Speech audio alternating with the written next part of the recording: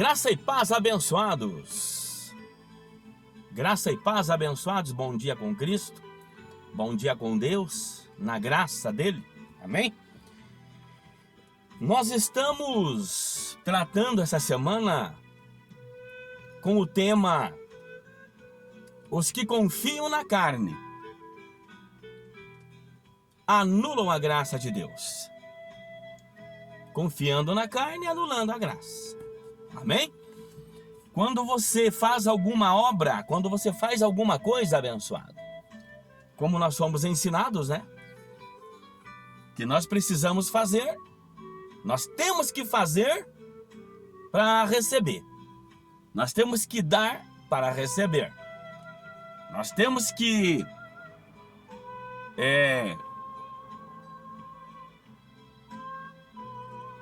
sacrificar o nosso eu, sacrificar a nossa carne,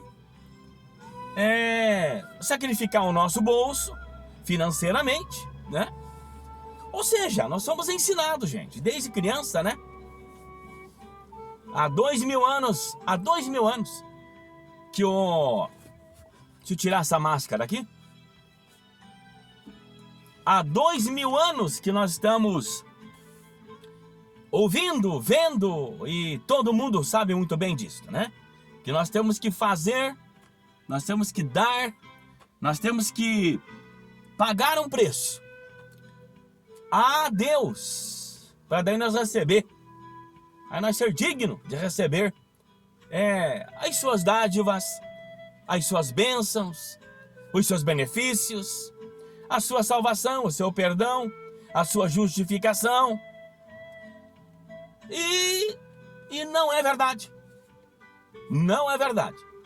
Então, quando nós fazemos tudo isto que fomos ensinados, gente, nós anulamos a graça.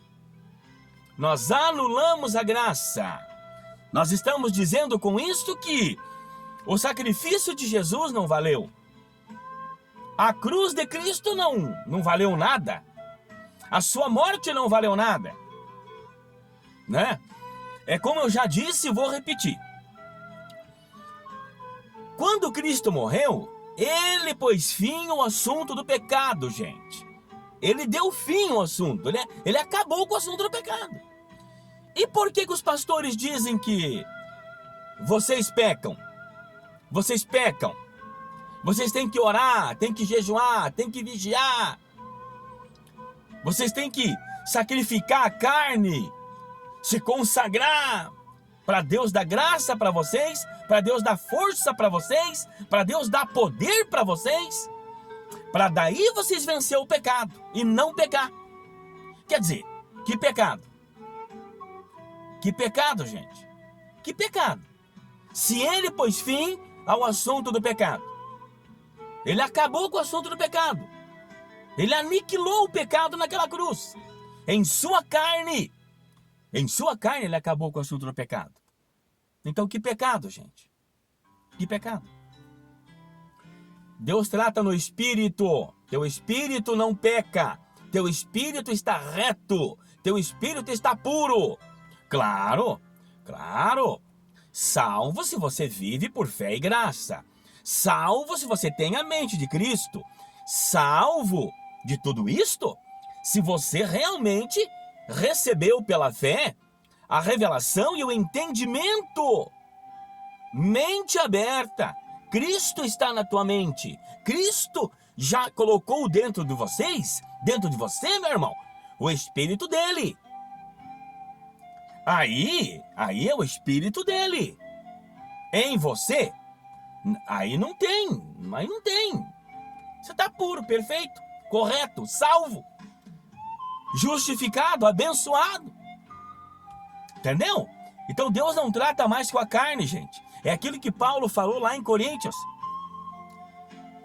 De agora em diante, ou daqui para frente, ou agora, a ninguém conhecemos mais segundo a carne. E se nós conhecíamos a Cristo segundo a carne, agora já não o conhecemos mais. Não conhecemos mais nem a Cristo segundo a carne. Ou seja, aquele Jesus lá nazareno, aquele Jesus antes da cruz, não conhecemos mais. Aqueles assuntos dele. Claro, as coisas boas, as coisas maravilhosas, as lições que ele nos deu, as lições que ele nos trouxe. Claro que nós pegamos, nós aprendemos, nós zelamos daquilo, nós fazemos aquilo. Quanta coisa boa, linda ele falou. Agora, os sacrifícios, as cerimônias, a lei que ele cumpriu, a lei que ele obedecia, a lei que ele veio obedecer e cumprir, gente. Ele já nos resgatou da maldição da lei. Ele já nos tirou da maldição da lei. Ele nos tirou de lá. Ele nos tirou, ele nos arrancou de lá. E nos trouxe para o reino do seu amor. Ele nos trouxe para a luz. Ele clareou a nossa mente. Ele pôs dentro de nós o seu espírito. E nós estamos livres. Crendo que a fé dele nos justificou. A fé dele nos fez herdeiros de Deus e co-herdeiros por Cristo. Somos salvos, felizes, completos, abençoados. Efésios capítulo 1. Estamos completos nele. Tá vendo? Então é isso que nós estamos tratando, gente. Quando você faz alguma coisa na carne, no teu corpo,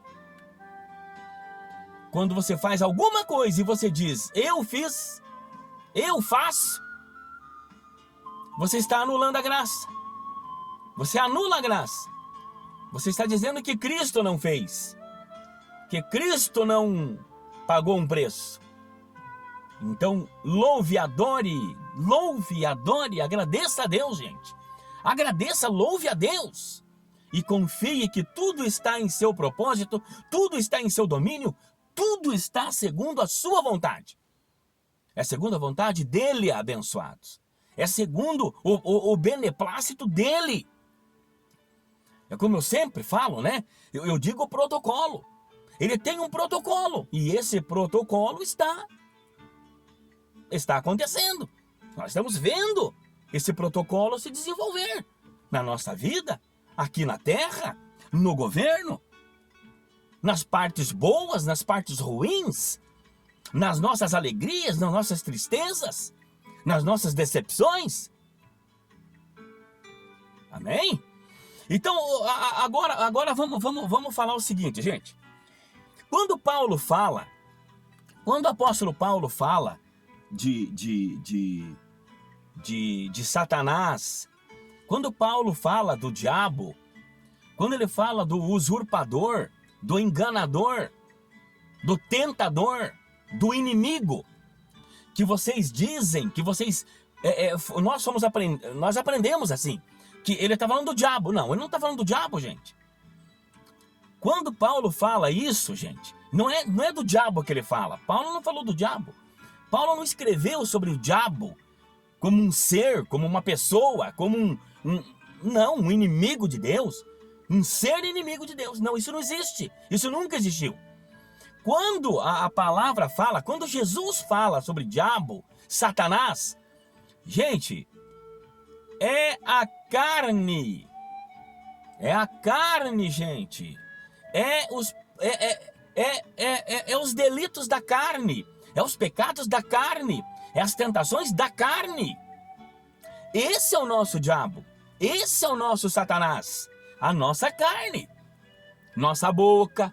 Nossos olhos. Nossos pés. Nossas mãos. Que se nós não tivermos o controle do Espírito Santo, nós vamos agir como Satanás. Nós vamos agir como um diabo. Ou seja, nós vamos deixar de ser um abençoado, deixar de abençoar, e nós vamos atentar, nós vamos perturbar, nós vamos perseguir, nós vamos ser inimigos, nós vamos ofender as pessoas, vamos matar as pessoas no seu espírito, na sua mente. Ou seja, nós vamos virar Satanás, um diabo. É isso, para você entender. Então Jesus e Paulo está tratando dos flagelos da carne, gente. Das fraquezas da carne. Como lá, o fruto do Espírito Santo, fruto do Espírito. E os frutos da carne. Os frutos maus, ruins da carne. É isto. Então Satanás como um ser, como uma pessoa, nunca existiu. Nunca existiu, gente. Tá? E tanto é que lá em Hebreus 2,14, você pode conferir. Lá é um dos textos que está resumido para nós, quando está escrito que aquele que tinha o império da morte, ele foi aniquilado. Quem? O diabo. Tá vendo? O diabo. Ele foi aniquilado. Tá? Outra coisa. Lá quando Jesus veio para ser batizado por João, o que João disse? O que está escrito? Eis aí o Cordeiro de Deus, que tira o pecado do mundo. Tá vendo? Ele tira o pecado do mundo. Ele tirou o pecado do mundo. E agora? Aí Paulo escreveu que de uma só oblação, uma só obra, um só sacrifício, ele pôs fim ao assunto do pecado, gente. Nós vamos repetir isso. Nós vamos repetir isto. Mas você tem que crer. Ah, mas eu não creio, eu sou um pecador. Então fica assim, você continua sendo um pecador. Quando você fala que você é um pecador, você está dizendo que Jesus não morreu por você. Jesus não te perdoou. Jesus não te justificou. Jesus não te fez um novo homem, uma nova mulher, purificado, justificado, perdoado, salvo, transformado. Quando você assume que você não, eu sou um pecador, eu sou um pecador. Então o sacrifício da cruz não valeu para você. É esse o assunto. Os que confiam na carne anulam a graça de Deus. Tá? Mas vamos ler aqui, vamos continuar. Eu vou repetir o versículo de ontem. Eu vou repetir o assunto de ontem, o versículo de ontem. Filipenses 3, 4 e 5. Diz assim, ó. Ainda que também podia confiar na carne, se algum outro cuida que pode confiar na carne, ainda mais eu. Olha o que Paulo diz aqui, ó, falando dele, das obras dele, dos feitos dele, tá? Dando lugar à carne, para você entender, dando lugar à carne, né? Ele diz assim, ó, eu, circuncidado ao 8º dia, da linhagem de Israel, da tribo de Benjamim, hebreu de hebreus, segundo a lei, fui fariseu. 6. Segundo o zelo, perseguidor da igreja, segundo a justiça que há na lei, irrepreensível. Olha Paulo aqui se elogiando, se vangloriando, tá? E mais uma vez, vamos continuar a leitura? Agora ele reconhece, e ele volta atrás, e ele arruma o que ele falou, e ele justifica o que ele falou, e ele anula. Ou seja, agora ele não fala dele, não, mas ele dá glória e honra a Cristo, Ele fala assim agora no 7, ó. Mas o que para mim era ganho, reputei-o perda por Cristo. E na verdade, tenho também por perda todas as coisas pela excelência do conhecimento de Cristo, Jesus, meu Senhor, pelo qual sofri a perda de todas as coisas, a perda de todas estas coisas, e as considero como esterco, para que possa ganhar a Cristo. Aí, pessoal, Paulo novamente falando o que ele fez, o que ele era, o que ele tinha, que ele foi um judeu zeloso. Ele tratou com muito zelo, com muito capricho, tudo que ele fazia.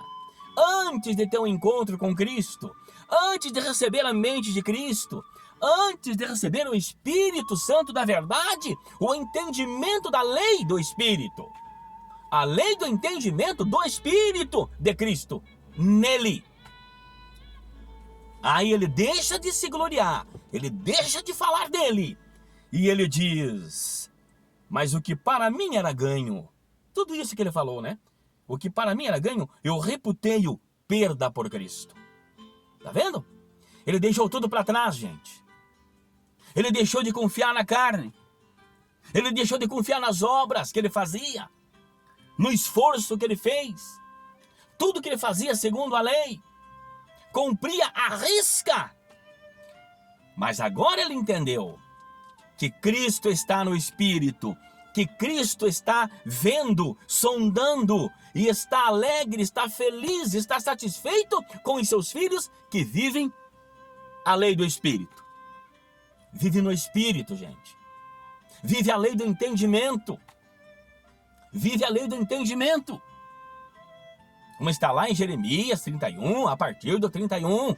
Ele disse: eu porei, eu colocarei, eu farei. Colocarei dentro dos meus filhos, dentro deles, a minha lei, o meu entendimento, o meu espírito. Ou seja, eu entrarei, eu estarei dentro dos meus filhos, eu farei isso. Aonde? Naquela cruz, a partir da cruz. E ele fez, gente. E ele fez. Tá vendo? Hebreus capítulo 8. Hebreus capítulo 8. Novamente, Paulo repete isto. Afirma isto. Que ele faria um novo concerto, gente. Uma nova aliança. O único perfeito e santo evangelho, gente. O evangelho da graça. O evangelho da libertação, da liberdade. Que veio para desprender, para soltar, para libertar os filhos dele da prisão, do manicônio. Manicônio, gente. Permito-te dizer isto, manicônio, porque é coisa de louco. Um Deus que te libertou e você está preso. Um Deus que te salvou e você vive com medo da condenação. Vive com medo de perder a salvação. É manicônio, coisa de louco, gente, coisa de louco. Um Deus que já te abençoou e você está pagando preço. Você está dizimando, você está ofertando. Você tem que ir para a igreja para ser abençoado, para receber a Deus, para louvar a Deus, para Deus te ouvir, para Deus receber o teu louvor, para Deus ver você lá na igreja e te abençoar. Coisa de louco, gente. O manicônio. Outra coisa, ele te libertou da lei, ele cumpriu a lei, para você não cumprir, e você está debaixo da lei, e você está nos rudimentos da lei, e você está cumprindo lei, se sacrificando, é jejuns, é oração, é consagrações, nada contra a oração, gente, nada contra a oração, mas não há necessidade nenhuma de você ficar de joelho, meia hora, 1 hora, 2 horas de joelho. Ah, porque eu oro de joelho 1 hora, 2 horas. Eu oro 3 vezes ao dia. 1 vez de madrugada ou 2 vezes de madrugada, de joelho. E eu oro, e eu choro, e eu choro diante do Senhor Jesus, clamando e pedindo a Ele por vocês, meu povo. Isso não há necessidade.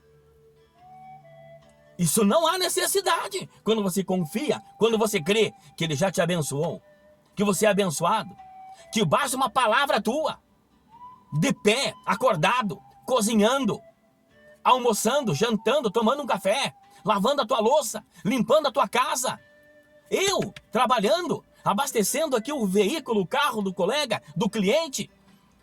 Eu estou aqui, gente, orando e pedindo: Senhor, nos guarda, Senhor. Eu creio na tua guarda.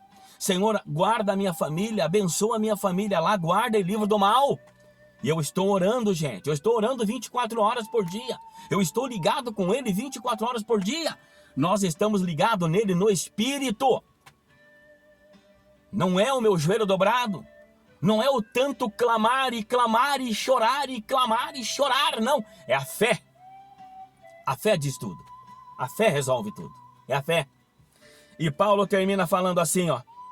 E na verdade tenho também por perda todas as coisas pela excelência do conhecimento de Cristo, Jesus, meu Senhor, pelo qual sofri a perda de todas essas coisas, e as considero como esterco para que possa ganhar a Cristo. Está aí, gente. Já deu 20 minutos. Está aí. Paulo deixou tudo para trás. Tudo que ele fazia na carne. Tudo que ele fazia. Coisas dele. Obras dele. Coisas que ele foi ensinado que tinha que fazer. Tinha que fazer para agradar a Deus. Tinha que fazer para louvar a Deus. Tinha que fazer para estar perto de Deus. Tinha que fazer para estar junto de Deus. Tinha que fazer para Deus olhar para ele, Deus olhar por ele, Deus abençoar ele, Deus ajudar ele, Deus estar alegre com ele. Ele tinha que fazer e ele fazia. Aí ele entendeu que não. Tudo isso eu deixei para trás. Tudo isso eu reputei, eu neguei, eu deixei para trás. Para ganhar só uma coisa. Cristo Jesus, meu Senhor. Cristo Jesus, o meu Senhor. Mas nós vamos continuar, pessoal. Nós vamos continuar.